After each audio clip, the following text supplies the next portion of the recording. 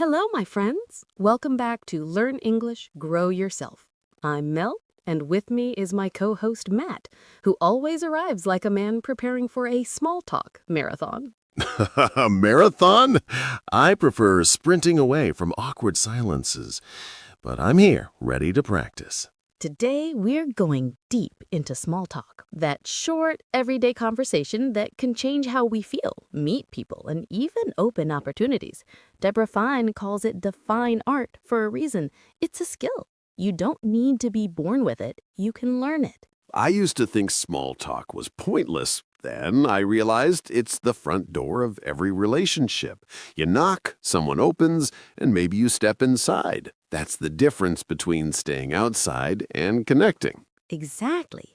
For English learners, small talk is a safe, practical way to practice real language, not grammar rules on the page, but rhythms, tone, and natural phrases. It's also more forgiving.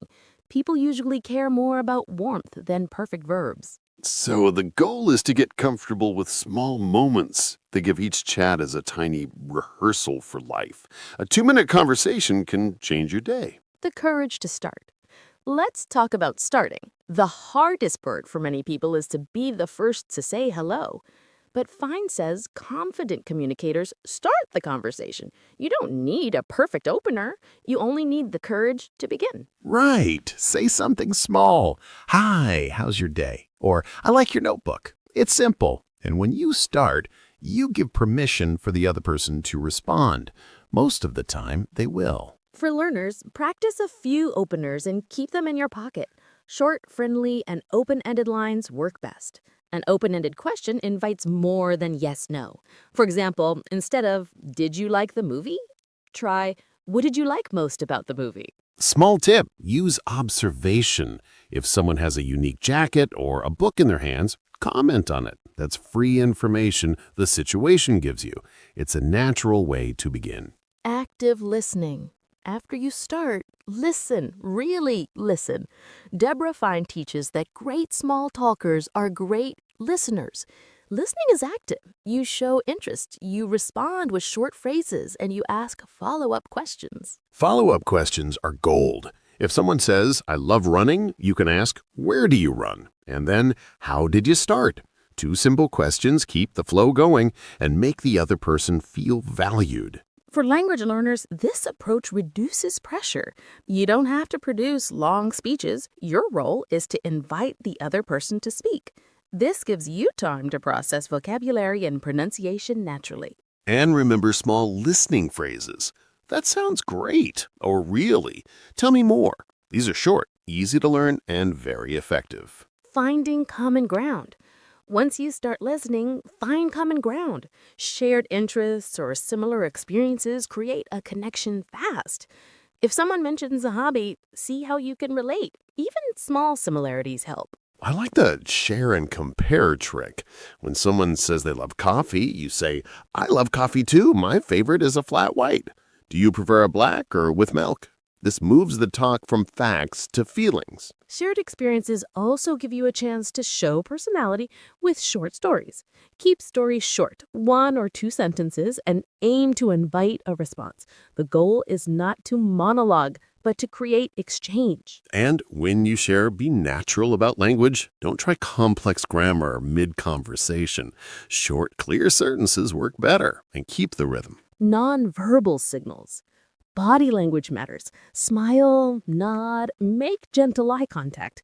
These small signals tell the other person you're friendly and open. For learners, body language is an easy extra tool while you find the right words. Yes, a smile can lift your intonation, making your voice sound warmer and more confident. That subtle change helps your English sound natural. If someone seems distracted, checking their phone or giving one-word answers, it could mean they're not open to chat. Don't push. Politely exit and save energy for someone else. That's also part of social intelligence. Right. Conversation is a two-way choice. Respect signals, and you'll leave a positive impression anyway. Avoiding conversation killers. Let's mention some small talk killers. These are things that stop the chat fast. Negative rants, one-word answers, too much personal drama, or dominating the talk. Avoid these. Keep it light, positive, and balanced. Gossip can also ruin first impressions. We want friendly connections, not drama. And complaining excessively drains conversations. If you're sad, choose carefully who to open up to. Small talk is not therapy. Also, watch for cultural differences. What's normal in one place may be strange in another. When in doubt, keep topics safe. Weather, food, travel, hobbies, local events. Same deeper topics for later. Good point. For English learners, practicing polite phrases like, "That's interesting," or "I hadn't thought of that," helps keep the tone positive and curious. Exiting gracefully is an art too. When you want to leave, summarize and show appreciation. It was great talking with you. Enjoy the rest of your day. That's polite and tidy. Yes, don't vanish. An exit keeps the relationship open for future chats. You can even suggest a future touch point. "Nice to meet you. Maybe we'll see each other next week." If you're practicing English, ending on a warm note reinforces confidence. You did it! You had a real conversation. Celebrate the small win. Small wins build confidence. Do 3 small talks this week, and your brain will start to expect success.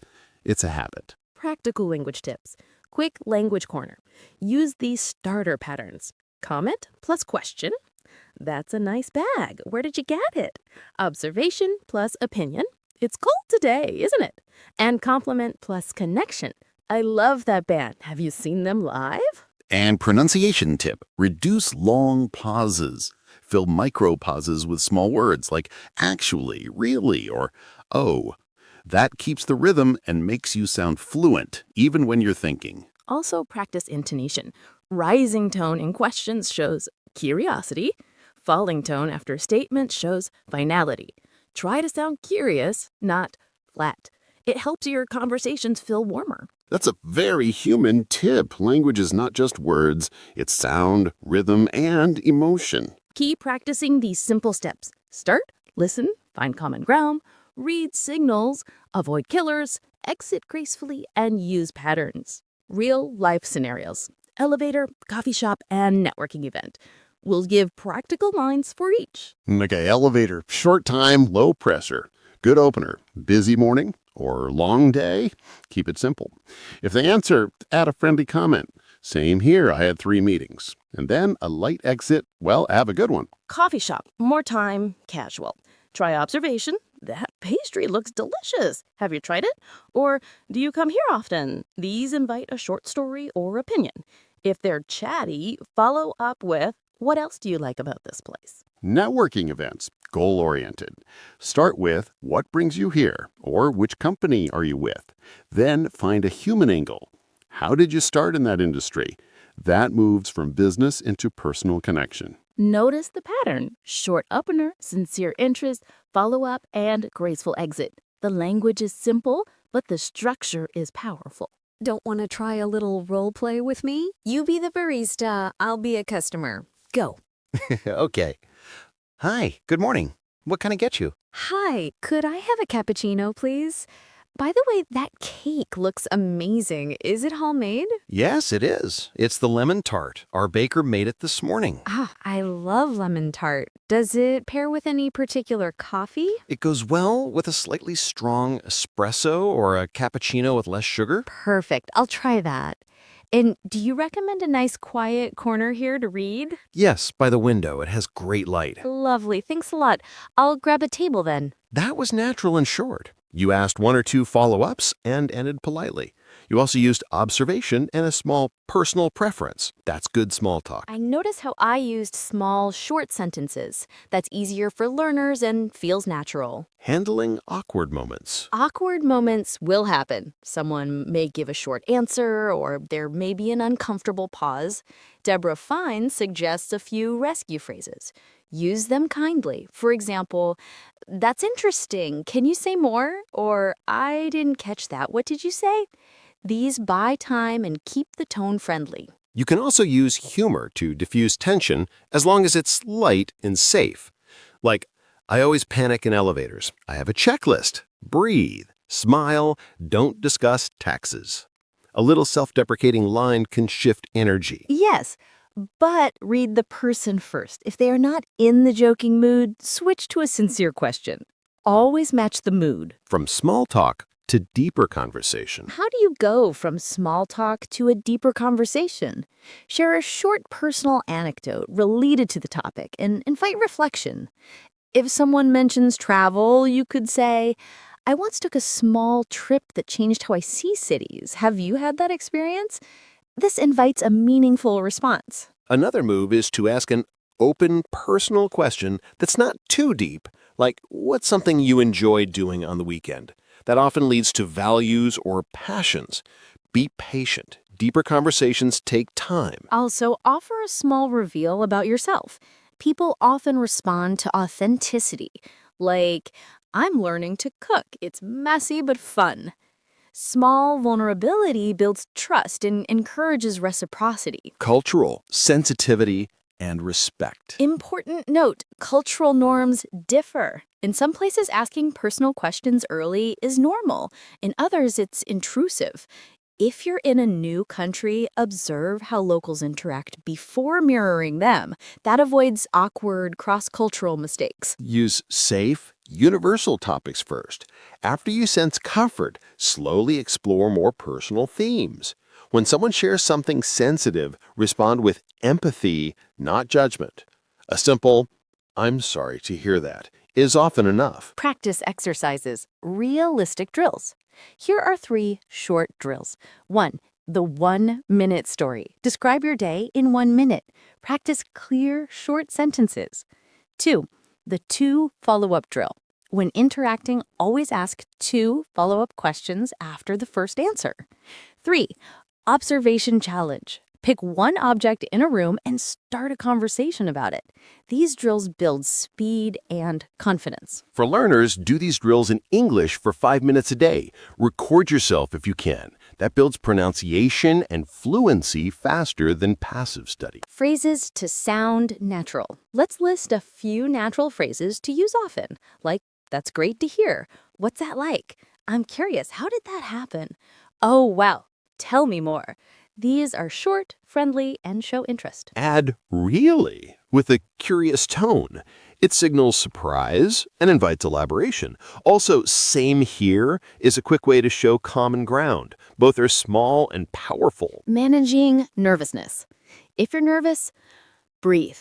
Use slow, short sentences. Remember, people want connection. They aren't judging your grammar. Focus on content and warmth. Imagine the person as someone who's on your side. That shifts your mindset. Also, preparation helps. Have 2 or 3 safe topics ready in your mind. If you're attending an event, think about the likely topics. That reduces panic. And language tricks, fillers, and pauses. Use natural fillers to buy thinking time, like, let me think. That's a good question. Interesting. These are normal in native speech and make you sound natural. Avoid long, silent pauses. Short fillers keep the tempo alive. And practice linking words for fluency, like also, actually, by the way. These connectors help you add small ideas without stopping the flow. Examples of poor starters and better alternatives. Poor starter, so what do you do? That can feel like a job interview. Better starter, how do you spend your time these days? It's broader and more human. Poor follow-up, really? With a flat tone? Better follow-up, really? How did that feel? That invites story. Shift from mechanical to human phrasing. Role play networking event extended. Let's role play a networking event where one person is shy.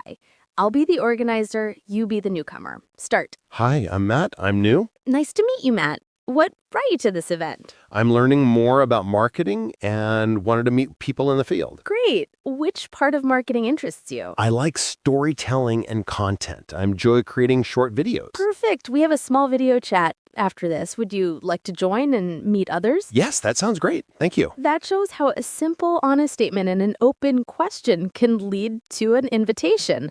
Networking is less about selling and more about finding mutual interest. Review of key habits. Let's summarize the habits that make small talk work. Start first, listen actively, ask follow-ups, Find common ground, use observation, read nonverbal signals, avoid killers, and exit politely. And for English learners, practice short patterns, use fillers naturally, sound curious, and focus on warmth over grammar. Record practice sessions and learn from them. Small, consistent practice beats rare, intense study. Short stories from listeners. Examples.